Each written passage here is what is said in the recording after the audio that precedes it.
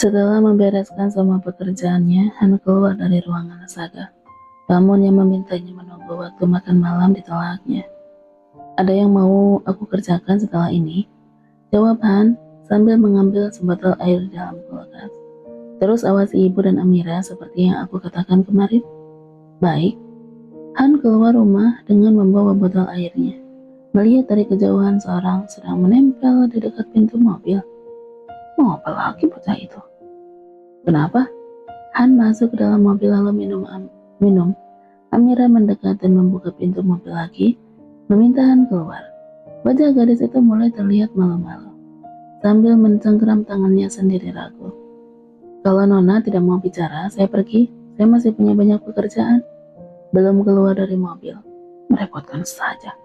Tunggu, ada yang mau aku bicarakan. Keluarlah dulu. Han mendesak kesal. Tapi dia keluar dari mobil, membanting pintu. Amira mundur, terperanjat, tapi dia berhasil menguasai dirinya. Ya, dia Han. Kalau dia tersenyum ramah, bukan Han namanya. Aku udah kebal dengan sikapmu. Silakan, katakan Nona. Apalagi yang mau dibicarakan bocah satu ini? Apa dia benar-benar mau mengganggu hubungan Tuan Saga dan Nona hanya karena ibu mendukungnya? Aku berteman dengan Kania. Lalu? Han dia menunggu kelanjutan tanpa memberikan reaksi apa-apa. Hei, kenapa tidak memberikan reaksi apa-apa? Kau mengancamku kemarin kan? Kalau aku sampai melakukan apa-apa pada istri Kak Saga? Mengancam? Siapa? Saya mengancam Nona. Seperti bingung dengan perkataan Amira, membuat gadis itu kesal. Terserahlah, yang penting aku dan Kania udah berteman sekarang. Dan aku merestui hubungan Kak Saga dan Kania. Berharap dengan mengatakan begitu, sikap Han akan menjadi ramah padanya. Mustahil, teriaknya pada diri sendiri kesal. Memang pentingnya apa restu Anda? Masih tidak memberikan reaksi dengan kata-kata. Sekarang bisa kita bicara serius?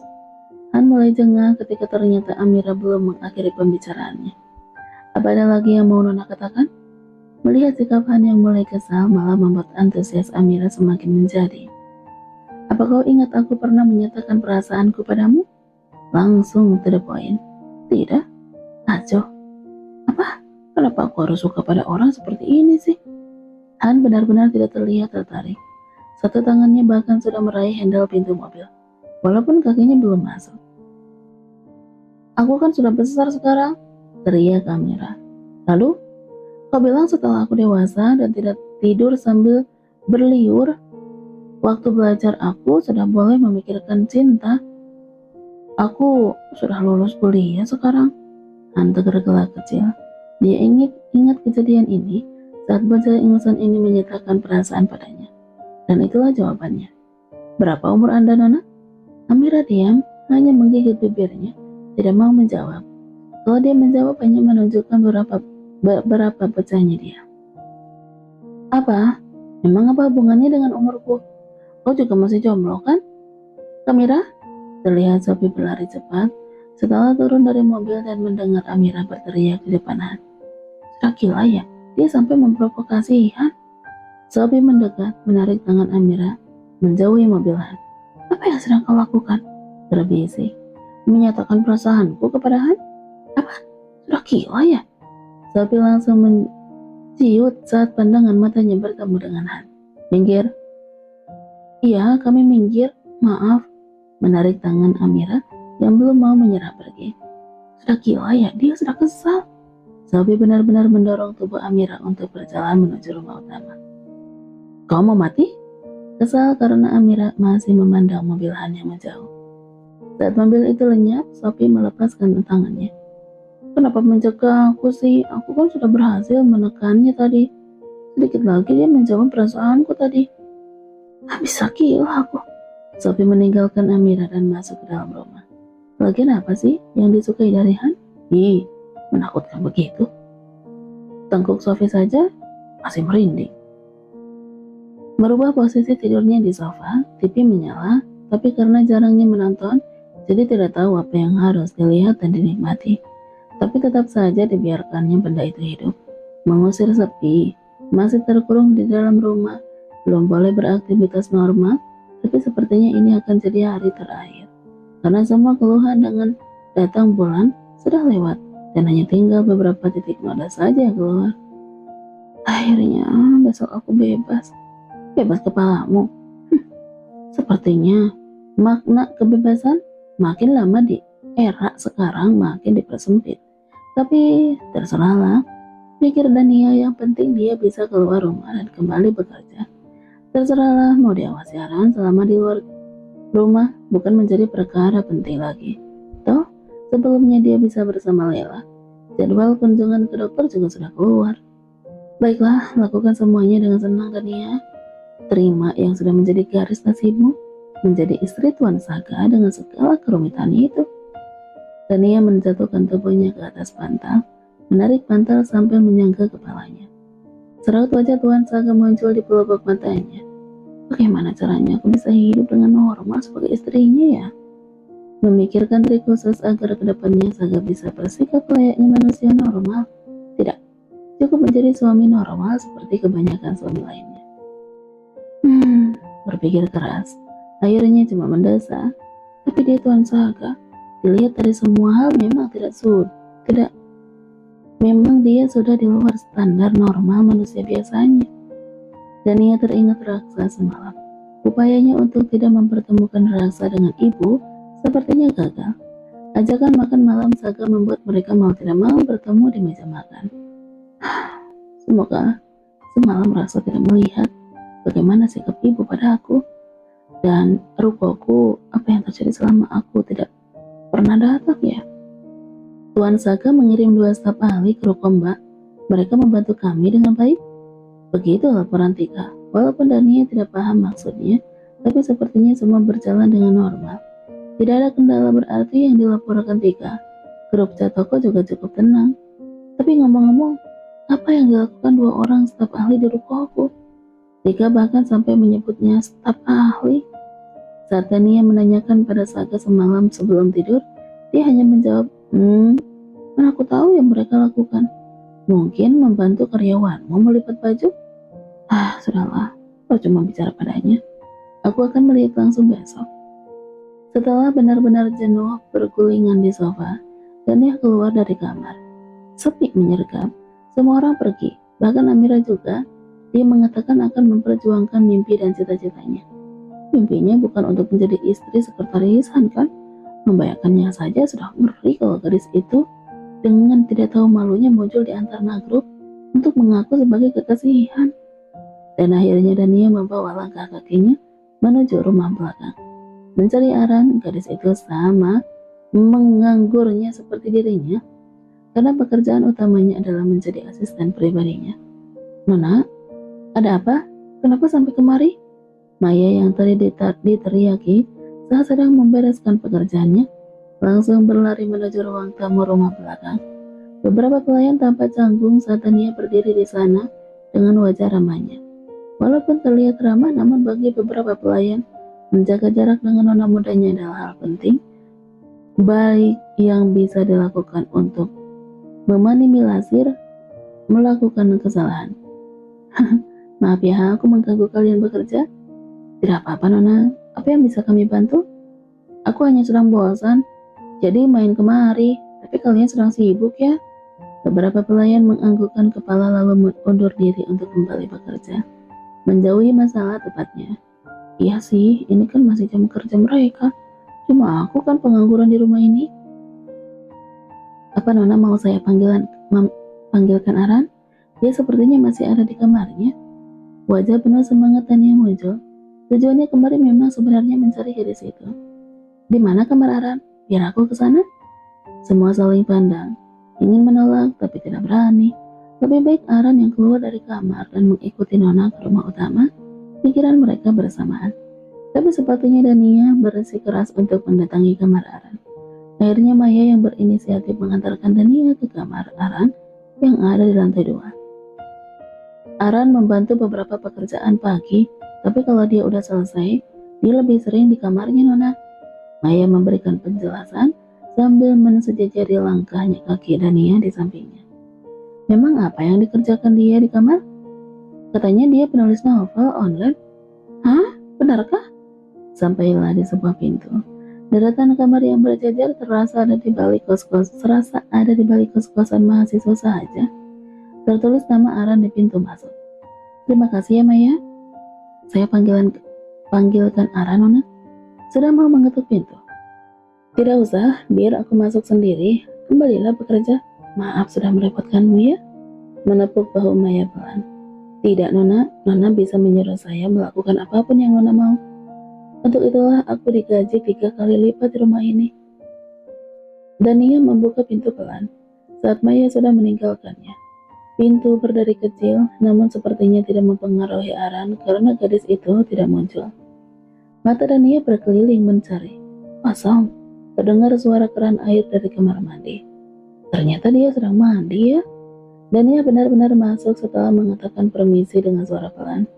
Melihat seluruh isi ruangan, sepertinya nyaman sekali, gumamnya. Wah, kamar para pelayan di sini saja kelasnya berbeda ketimbang bibi pengasuh di rumah. Pandangan Dania menangkap sesuatu yang menarik di atas meja. Layar laptop yang tidak dimatikan, gambar screensaver membuat matanya terbelalak dari kejauhan. Bukankah itu sekretaris Han? Langsung mendekat secepat kilat dan refleks duduk di kursi. Bersamaan itu Aran muncul dari kamar mandi. Nona?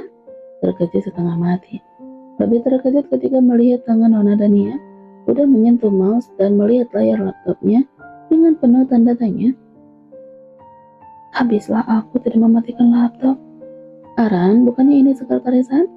Matilah aku. Dania tidak berhenti berdecak kagum, bahkan sampai beberapa kali bertepuk tangan karena antusiasnya mendengar cerita Aran. Saat dia menjelaskan satu persatu foto sekretaris Han yang ada di layar laptopnya, mulut Dania terbuka lebar beberapa kali, sudah seperti mendengar dongeng yang menarik. Alur yang diceritakan Aran dengan teratur seperti membaca novel. Hebat, hebat. Aran mengernyitkan matanya beberapa kali melihat reaksi Dania. Kenapa Nona sebahagia itu sih? Seperti habis mengetahui rahasia terbesar bumi saja. Wah, aku tidak menyangka kalau reporter yang berhasil mengelabui sekretarisan itu perempuan. Aku pikir tadinya pasti laki-laki keren yang pemberani, seperti di film-film detektif itu. Dania meraih tangan Aran cepat. Ajari aku Aran. Semangat sambil menggoyangkan tangan Aran beberapa kali. Ajari apa Nona? Ajari aku bagaimana kamu bisa mengelabui sekretarisan. Wajah Aran berubah bias. Mengelabui sekretarisan adalah kesalahan terbesar yang sampai hari ini akan selalu menjadi penyesalan seumur hidupnya. Katakan, apa yang kamu lakukan sampai Han tidak tahu kamu buntuti? Bagaimana ini? Apa aku akan benar-benar mati kalau ini di tangan harimau gila itu? Kalau aku menjawab, mana habislah aku. Tapi kalau aku tidak menjawab, kenapa wajahnya sesemangi ini sih? Suasana berubah canggung saat Aran mulai berwajah muram dan berjalan duduk ke tempat tidur, seperti menggantung beban dan rasa bersalah di pundaknya.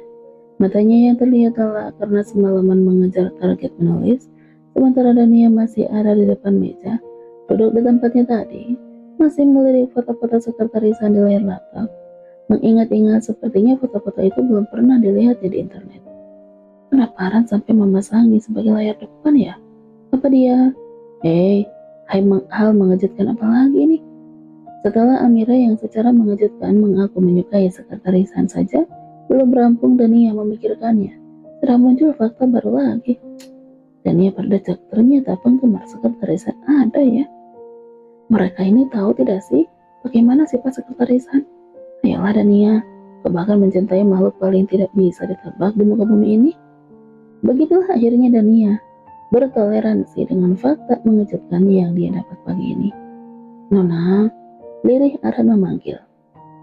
Iya, kenapa? Tersadar dari lamunannya yang menyimpulkan fakta seenaknya. Kenapa dia jadi menunduk begitu sih? Apa aku sudah kelewatan ya? Masuk ke kamarnya dan melihat isi laptopnya tanpa izin? Maaf ya Aran, kalau aku kelewatan masuk kamarmu tanpa izin. Aran langsung mengibaskan tangannya dan menggeleng kuat-kuat. Kalau dia tidak berkeberatan dan dia melakukan apapun di kamarnya.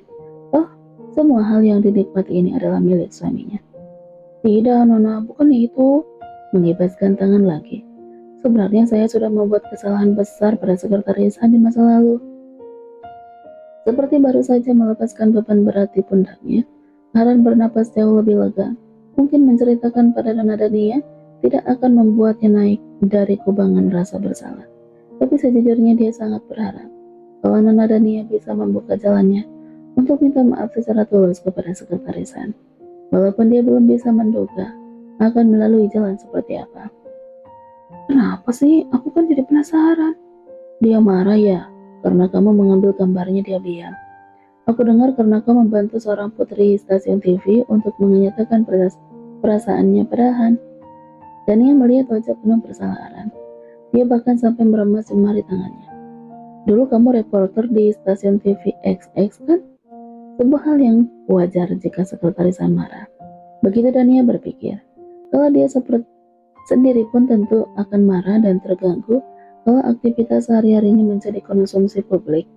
Apalagi ini manusia sekaku sekretaris Han. Lebih parah dari itu, menatap Dania dalam. Lebih dari itu, kata hatinya, aku membuatnya marah dan merasa dikhianati. Dania bangun dari tempat duduknya dan mendekat ke tempat tidur. Di samping Aran, gadis manis yang selalu terlihat tegar itu ternyata bisa bersikap semacam ini ya. Aku bahkan tidak tahu apa-apa tentang Aran. Hubungan Dania walaupun terbilang cukup terbuka, namun memang masih jauh dari membicarakan kehidupan pribadi masing-masing. Bahkan terbukti dari fakta luar biasa ini, diketahui Dania secara tidak sengaja begini. Tapi bukannya kamu sudah dimaafkan? Buktinya dia membiarkanmu bekerja di sini. Itu artinya dia sudah memaafkan, bukan? Tidak mungkin Han membiarkan Aran tinggal di rumah belakang, membiarkannya bertemu Tuan Saka, membiarkannya berada di samping Dania. Kalau laki-laki itu masih menyimpan dendam atau semacamnya pada Aran. Aran menarik napas panjang. Hubungan rumitnya dengan Han? Sepertinya tidak, menjawab lemas. Sampai hari ini aku belum mendapat kesempatan minta maaf dengan benar padanya. Wajah tertekannya muncul lagi. Kenapa? Dia selalu marah dan menatap tajam seperti mau merobek mulut saya, Nona, kalau saya mengungkit masa lalu. Dan saya benar-benar tidak berani bicara kalau sudah seperti itu. Sedih. Aku sudah pernah melihatnya marah sih, tapi bukan kemarahan yang ditunjukkan padaku. Rasanya Dania pun mungkin akan bersikap seperti Aran, menciut nyalinya kalau kemarahan sekretaris Han benar-benar tertuju padanya. Penasaran, ingin tahu sebenarnya hubungan Aran dan sekretaris Han itu seperti apa. Hati Dania sedang berperang sendiri. Mau bertanya tapi takut menyinggung Aran. Tidak bertanya tapi aku penasaran.